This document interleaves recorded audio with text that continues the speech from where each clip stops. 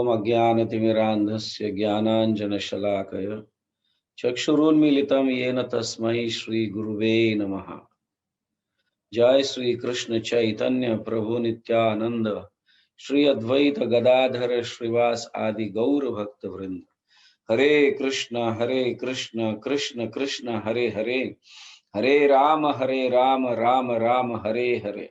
हरे कृष्ण कृष्ण कृष्ण हरे हरे, हरे राम राम राम हरे हरे। हरे कृष्ण कृष्ण कृष्ण हरे हरे, हरे राम राम राम हरे हरे। हरे नाम संकीर्तन की जाए। ओके, श्रील रूप गोस्वामी अपने ग्रंथ में भक्ति रसामृत सिंधु, श्रील रूप गोस्वामी का ये ग्रंथ है भक्ति रसामृत सिंधु। मतलब भक्ति के अनेक अंगों का वर्णन किया गया है और किस तरह से साधना कर कर हम भगवान की प्राप्ति को, वो भी साधारण माधुर्य भक्ति को कैसे प्राप्त कर सकते हैं, इसका बहुत सुंदर रूप से वर्णन किए हैं श्रील रूप गोस्वामी अपने ग्रंथों में। तो उस ग्रंथ में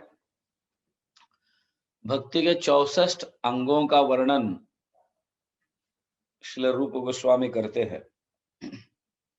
64 अंग,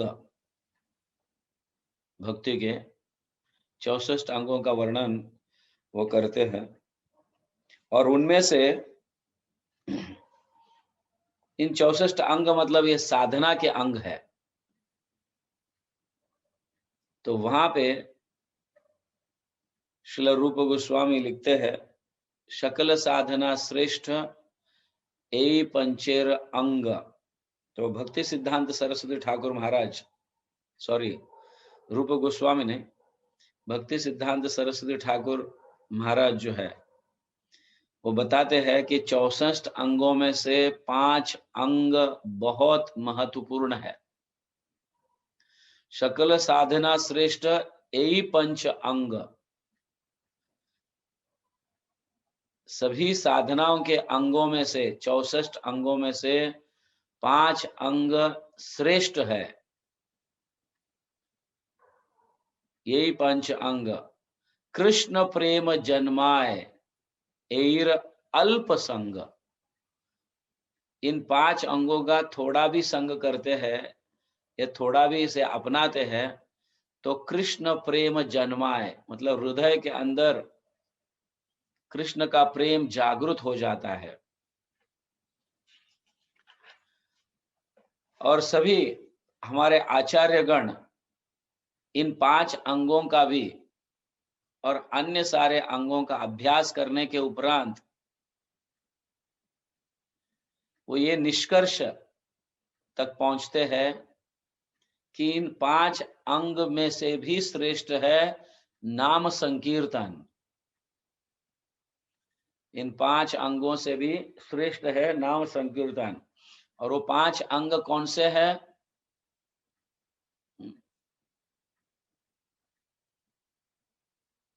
साधु संग, भक्तों का संग करना पहला अंग। दूसरा अंग है भागवत श्रवण करना, भागवतम को पढ़ना या किसी भक्तों के या वैष्णव के मुख से भागवत कथा सुनना, दूसरा अंग है। और तीसरा है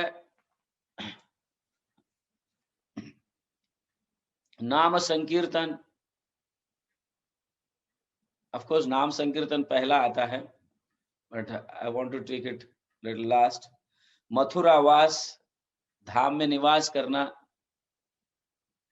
और अर्च विग्रह की सेवा करना, समझ गए ना? भगवान की स्थापना कर कर विग्रह के रूप में मूर्ति के रूप में स्थापना कर कर उनकी सेवा करना। ये 5 अंग मुख्य है और उनमें से मुख्य अंग जो है वो नाम संकीर्तन है। और हमारे आचार्य सब ये बताते हैं कि अन्य जो अंग है नाम संकीर्तन के अलावा, अन्य जो अंग है 4, वो साधु संग कहो, भागवत श्रवण कहो, श्रद्धा पूर्वक विग्रह की सेवा कहो या धाम में निवास कहो, ये सब नाम संकीर्तन से पूरा हो जाता है। ये 4 अंग जब तक नाम संकीर्तन नहीं करेंगे, हरि नाम का उच्चारण नहीं करेंगे, तब तक ये सारे अन्य जो मुख्य अंग है वो भी अधूरा होगा अगर नाम संकीर्तन नहीं करोगे तो कहने का तात्पर्य हमारे आचार्य इस तरह से समझाते हैं, जिन भक्तों का मतलब साधु संग, अगर हम साधु संग का वर्णन कर रहे हैं या साधु संग के विषय में सोच रहे हैं, तो साधु संग ऐसे ही वैष्णव, ऐसे ही साधु से, ऐसे ही भक्तों से संग करना चाहिए जिनकी रुचि हरि नाम में बहुत आसक्त है, मतलब जिन्होंने हरि नाम में रुचि को डेवलप किया है, आसक्त, हरि नाम के प्रति उनका बहुत आसक्त है, ऐसे भक्तों का संग करना चाहिए। अगर साधु संग करना है तो ऐसे साधु का संग करे, ऐसे भक्तों का संग करे जिनके हृदय में हरि नाम के प्रति रुचि जागृत हुई है, जिसके हृदय में हरि नाम के प्रति आसक्ति है। तो जिसको हरि नाम के प्रति आसक्ति नहीं है, ऐसे साधु का संग करना वर्जित है। यहां स्पष्ट लिखा हुआ है। और दूसरा, भागवत श्रवण, भागवत कथा चल रही है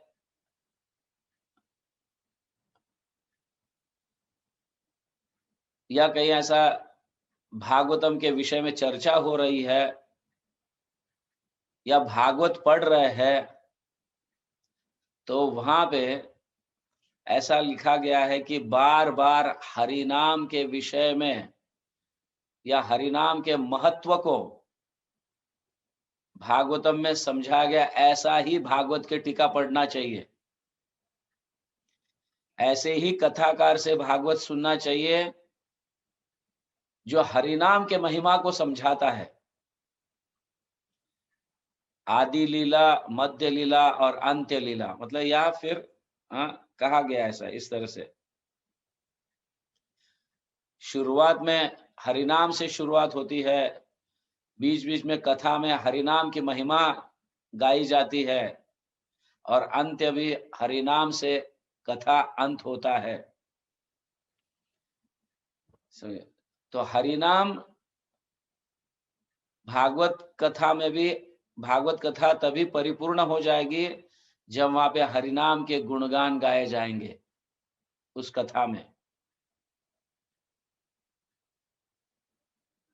तो मथुरावास या धाम में निवास करना, सो धाम में निवास करने वाले भक्त जो है या यात्रा लेके जाते हैं या व्हाटएवर, जो भी, हरिनाम के बिना अधूरा है वो यात्रा। धाम में निवास कर रहे हैं लेकिन हरिनाम का जप नहीं कर रहे हैं या कीर्तन नहीं कर रहे हैं, तो धाम में निवास करना कैसा है, थोड़ा व्यर्थ के जैसा है। फैशन के लिए जाके नहीं धाम में निवास करना है या फैशन के लिए यात्रा नहीं जाना है, जस्ट अपने एंटरटेनमेंट के लिए यात्रा नहीं जाना चाहिए। यात्रा में हरिनाम संकीर्तन होना चाहिए, तभी उस यात्रा धाम का लाभ प्राप्त होता है, तो धाम की कृपा प्राप्त होती है। सिर्फ आंखों से जाकर स्थलियों का दर्शन करने से धाम की महिमा समझ में नहीं आएगी जब तक हम हरिनाम का उच्चारण नहीं करते।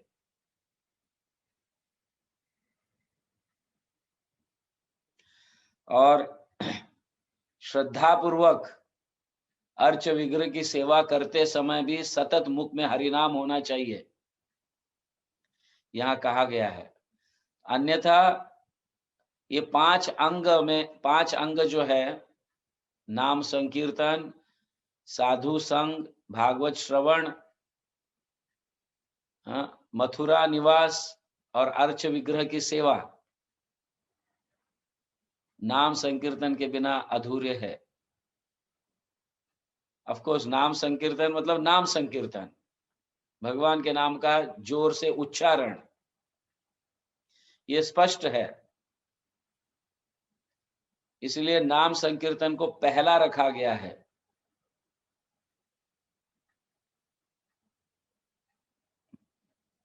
तो जीव गोस्वामी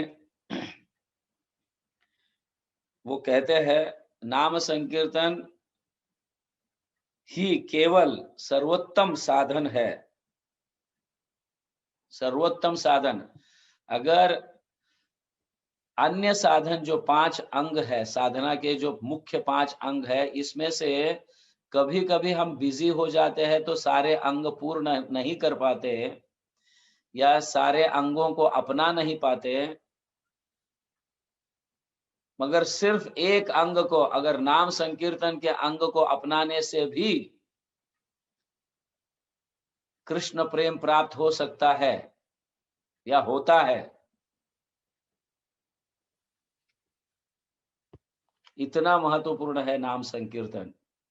भक्तों के संग में रहकर भगवान के नाम का उच्चारण करना, वो जप के माध्यम में हो या फिर कीर्तन के माध्यम में हो।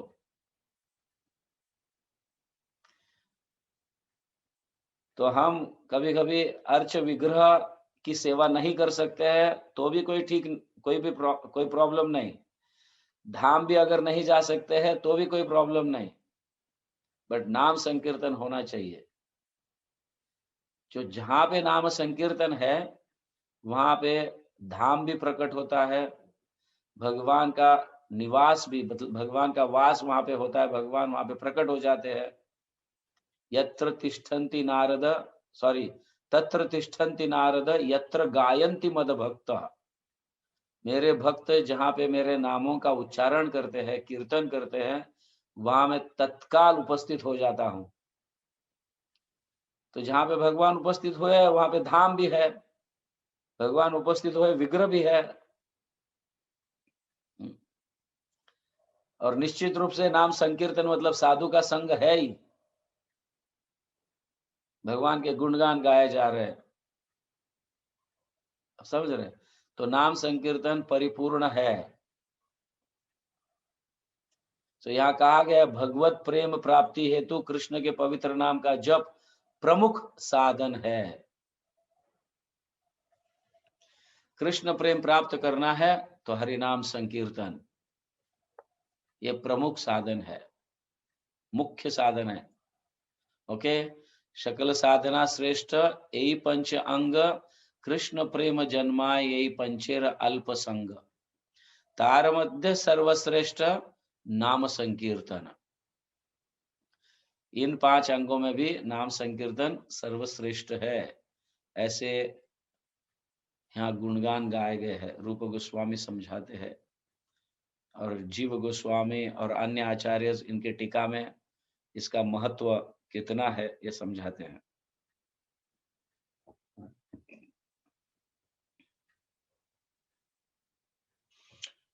अंत में ऐसे लिखते हैं, अतः भक्ति में जो भी किया जाए उसके साथ नाम संकीर्तन संलग्न होना चाहिए। संलग्न होना चाहिए मतलब हर अंग के साथ। अगर 64 अंग भी अगर हम कर रहे हैं तो उसके साथ क्या होना चाहिए? नाम संकीर्तन। अगर हम यज्ञ भी कर रहे हैं तो नाम संकीर्तन, दान भी कर रहे हैं तो नाम संकीर्तन, प्रसाद वितरण कर रहे हैं तो नाम संकीर्तन, तभी सारे अंग पूर्ण होंगे। नाम संकीर्तन के बिना बाकी के अंग जो है, अन्य अंग जो है, हम कितने भी अच्छी तरह से क्यों ना कर पाए, बट वो अधूरे ही रह जाएंगे अगर नाम संकीर्तन से पूर्ण आहुति ना हो तो। पूर्ण आहुति नाम संकीर्तन से होना चाहिए। ओके, हरे कृष्ण। हरिनाम संकीर्तन यज्ञ की जाय, जगत गुरु श्रील प्रभुपाद की जाय, गौर प्रेमानंदे, हरि हरि बोल।